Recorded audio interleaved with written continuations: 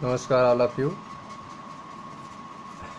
पिछले video lecture में आपको परीक्षार्थ संकर के बारे में बताया गया था। आज जो है आपको बताया जाएगा कि जो एक संकरण प्रयोग मेंडल ने किया था उसको आधार बनाकर उन्होंने दो नियम दिए थे। उस नियम के बारे में जिसे वंशागत के नियम या सिद्धांत कहा जाता है। प्रथम नियम को प्रभाविता का नियम कहते हैं और द्वितीय नियम को बीज संयोजन नियम कहते हैं। तो आइए इसको समझते हैं। एक संकरण प्रयोगों के अपने प्रेक्षणों के आधार पर, ठीक है, जो उन्होंने एक संकर प्रयोग किए थे जो लंबाई को लेकर उन्होंने किया था, जिसमें F1 पीढ़ी में सारे पौधे लंबे उत्पन्न हुए थे, लेकिन F2 पीढ़ी में जो है 3:1 का अनुपात आया था। फिनोटाइप में और जीनोटाइप में 1:2:1 का अनुपात आया था। तो फिर उन्होंने टेस्ट क्लास किया यह जानने के लिए कि पौधा जो है शुद्ध है कि अशुद्ध है, संकर है कि संकर नहीं है, शुद्ध है। इसके लिए उन्होंने टेस्ट क्लास किया। इन सब चीज़ों के आधार पर उन्होंने दो नियम दिया। एक संकरण प्रयोग के अपने प्रेक्षणों के आधार बनाकर मेंडल ने इनकी वंशागत संबंधी अपनी समझ के सार रूप के दो सामान्य नियम प्रस्तावित किए। आज इन नियम को वंशागत के नियम या सिद्धांत कहा जाता है। प्रथम नियम को प्रभाविता का नियम, द्वितीय नियम को बीज संयोजन का नियम कहा जाता है। तो आइए देखते हैं प्रभाविता का नियम, लॉ ऑफ डोमिनेंस। इसमें मेंडल ने क्या क्या बातें कही थी, ठीक है। तो प्रभाविता के नियम में मेंडल ने पहली बात कही कि लक्षणों का निर्धारण कारक नामक विविक्त इकाइयों द्वारा होता है। लक्षणों का निर्धारण कैसे होता है? लक्षणों का निर्धारण कारक नामक विविक्त अर्थात डिस्क्रीट इकाइयों द्वारा होता है। प्रभाविता के नियम में जो पहली बात कही गई कि लक्षणों का निर्धारण जो है वह कारक नामक विविक्त इकाइयों द्वारा होता है, ठीक। दूसरी बात, कारक जोड़े में होते हैं, कारक जोड़े में होते हैं। तीसरी बात, यदि कारक जोड़े के दो सदस्य असमान हो तो, यदि कारक जोड़े के दो सदस्य असमान हो तो इनमें से एक कारक दूसरे पर प्रभावी हो जाता है, अर्थात एक प्रभावी होता है और दूसरा अप्रभावी होता है, ठीक है। तो आप देख रहे हैं कि प्रभाविता का नियम जो है वह कारक से संबंधित नियम है, जिसमें तीन बातें कही गई हैं। पहली बात कही गई कि लक्षणों का निर्धारण कारक नामक विविक्त इकाइयों द्वारा होता है। कारक जोड़ों में होते हैं। यदि कारक जोड़ों में से दो सदस्य असमान हो तो, ठीक है, यदि कारक जोड़ों में दो सदस्य असमान हो, जैसे कैपिटल टी स्मॉल टी, दोनों क्या हो गए? असमान हो गए हैं, तो इसमें से एक कारक दूसरे कारक पर प्रभावी होता है। कैपिटल टी जो होगा वो स्मॉल टी पर प्रभावी होगा, ठीक है, अर्थात एक को प्रभावी कहेंगे और दूसरे को अप्रभावी कहेंगे। ध्यान से समझें प्रभाविता का नियम, लॉ ऑफ डोमिनेंस में मेंडल ने क्या बातें कही? पहला, लक्षणों का निर्धारण कारक नामक विविक्त इकाइयों द्वारा होता है। कारक जोड़ों में होते हैं। यदि कारक जोड़ों के दो सदस्य असमान हो तो इनमें से एक कारक दूसरे कारक पर प्रभावी हो जाता है, अर्थात एक प्रभावी और दूसरा अप्रभावी होता है। F1 में केवल एक जनक लक्षण का प्रकट होना, F1 में केवल एक जनक लक्षण का प्रकट होना तथा F2 में दोनों जनक लक्षणों का प्रकट होना प्रभाविता के नियम द्वारा समझाया जा सकता है। F1 में क्या होता है? F1 में सारे पौधे जो हैं लंबे उत्पन्न होते हैं। F1 पीढ़ी में आपने देखा था मटर में सारे पौधे क्या थे? लंबे उत्पन्न हुए थे। जब आपने लंबे और बौने पौधों में आपस में पर परागण किया था तो F1 पीढ़ी में सारे पौधे लंबे हुए थे।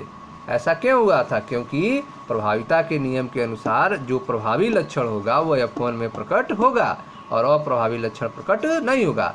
तो लंबाई जो थी वह प्रभावी थी, ठीक है, लंबाई जो थी वो क्या थी? प्रभावी थी। इसलिए जो है F1 पीढ़ी में सारे पौधे लंबे हुए, ठीक है। F2 में दोनों जनक लक्षणों का प्रकट होना, F2 पीढ़ी में दोनों लक्षण प्रकट हो गए, जिसमें 3 पौधे लंबे उत्पन्न हुए थे और एक पौधा बौना उत्पन्न हुआ था, ठीक है। तो जो F1 पीढ़ी में बौना जो अप्रभावी था वह F2 पीढ़ी में भी अपना प्रदर्शन किया, अर्थात वह F2 पीढ़ी में अपने आप को प्रकट किया, ठीक है। तो जो अप्रभावी होता है वह भी अपना लक्षण दिखाता है, किस पीढ़ी में? F2 पीढ़ी में। और शुद्ध रूप में दिखाता है।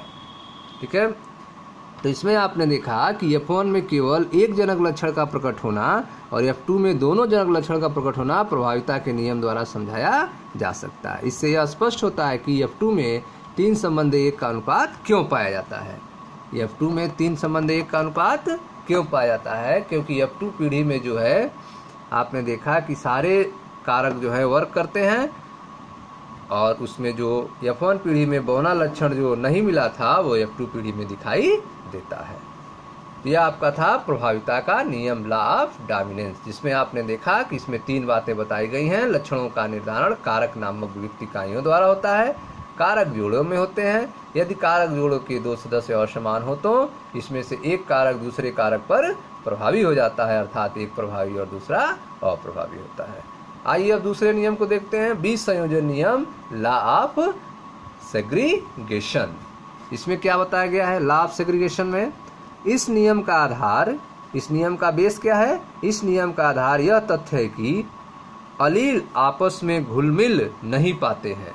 अलील जो है वह आपस में घुल-मिल, मिक्सिंग नहीं हो पाते हैं, सम्मिश्रण उनका नहीं हो पाता है और F2 पीढ़ी में दोनों लक्षणों की फिर से अभिव्यक्ति हो जाती है, भले ही वो F1 पीढ़ी में दिखाई न दिया हो, F1 पीढ़ी में प्रकट न दिया हो। तो बीज संयोजन नियम में, लॉ ऑफ सेग्रीगेशन में आपने देखा कि अलील जो होते हैं वो आपस में मिक्स नहीं होते हैं। ठीक है, अगर आपस में मिक्स हो जाएंगे तो रिजल्ट बदल जाएगा। कैसे आप समझे कि आपस में मिक्स नहीं हो पाए हैं? क्योंकि आपने प्रयोग में देखा कि जो पौधे आ रहे थे वो या तो लंबे आ रहे थे सारे देखने में, या तो बौने। ठीक है, F1 पीढ़ी में सारे पौधे लंबे दिखाई दिए, कोई भी मझोले आकार का नहीं दिखाई दिया। मझोले आकार मतलब लंबा पौधा, बौना पौधा, दोनों के बीच के आकार का। तो कोई भी जो है अगर मिक्सिंग होता, सम्मिश्रण होता, घुल मिल जाता, तो पौधा जो है बीच के आकार का आना चाहिए, न लंबा आना चाहिए न बौना आना चाहिए, बीच का आकार का आना चाहिए, लेकिन ऐसा नहीं हुआ, अर्थात अलील के आपस में मिश्रण नहीं हो पाता है। इस नियम का आधार यह तथ्य है कि अलील आपस में घुल-मिल सम्मिश्रण नहीं पाते हैं और F2 पीढ़ी में दोनों लक्षणों की फिर से अभिव्यक्ति हो जाती है, भले ही F1 पीढ़ी में प्रकट न हुए हों। देखिए ध्यान से, यद्यपि जनकों में दोनों अलील विद्यमान होते हैं, जो पेरेंट होता है उसमें दोनों अलील होते हैं, युग्मक बनने के समय कारकों के एक जोड़े या अलील के सदस्य बीज संयोजित हो जाते हैं और युग्मक के 2 में से एक ही कारक प्राप्त होता है। तो आप देख रहे हैं कि जनकों में दोनों अलील उपस्थित होते हैं, कैपिटल टी, स्मॉल टी दोनों होते हैं, लेकिन जब युग्मक बनता है तो वह क्या हो जाते हैं? अलग हो जाते हैं। कैपिटल टी अलग हो जाते हैं, स्मॉल टी अलग हो जाते हैं। ठीक है, अगर सम युग्मजी है तो युग्मक समान होगा, कैपिटल टी होगा, स्मॉल टी होगा। लेकिन अगर विषम युग्मजी है, कैपिटल टी स्मॉल टी वाला है, तो युग्मक अलग अलग होगा, 50% कैपिटल टी वाले बनेंगे, 50% स्मॉल टी वाले बनेंगे। यद्यपि जनकों में दोनों अलील विद्यमान होते हैं, युग्मक बनने के समय कारकों के एक जोड़े या अलील के सदस्य बीज संयोजित हो जाते हैं और युग्मक को 2 में से एक ही कारक प्राप्त होता है। युग्मक को 2 में से एक ही कारक प्राप्त होता है। सम युग्मजी जनक द्वारा उत्पन्न सभी युग्मक समान होते हैं, जबकि विषम युग्मजी जनक 2 प्रकार के युग्मक उत्पन्न करता है, जिनमें समान अनुपात में एक अलील होता है। ठीक है, तो यह आपने देखा दूसरा नियम जो मेंडल ने दिया था, बीज संयोजन का नियम। इसमें क्या बताया गया है? इस नियम का आधार यह तथ्य है कि अलील आपस में घुल-मिल सम्मिश्रण नहीं हो पाते और F2 पीढ़ी में दोनों लक्षण फिर से अभिव्यक्त हो जाती है, भले ही F1 पीढ़ी में वह प्रकट नहीं होता है। यद्यपि जनकों में दोनों अलील विद्यमान होते हैं, युग्मक बनने के समय कारकों के एक जोड़े या अलील के सदस्य बीज संयोजित हो जाते हैं और युग्मक को 2 में से एक ही कारक प्राप्त होता है।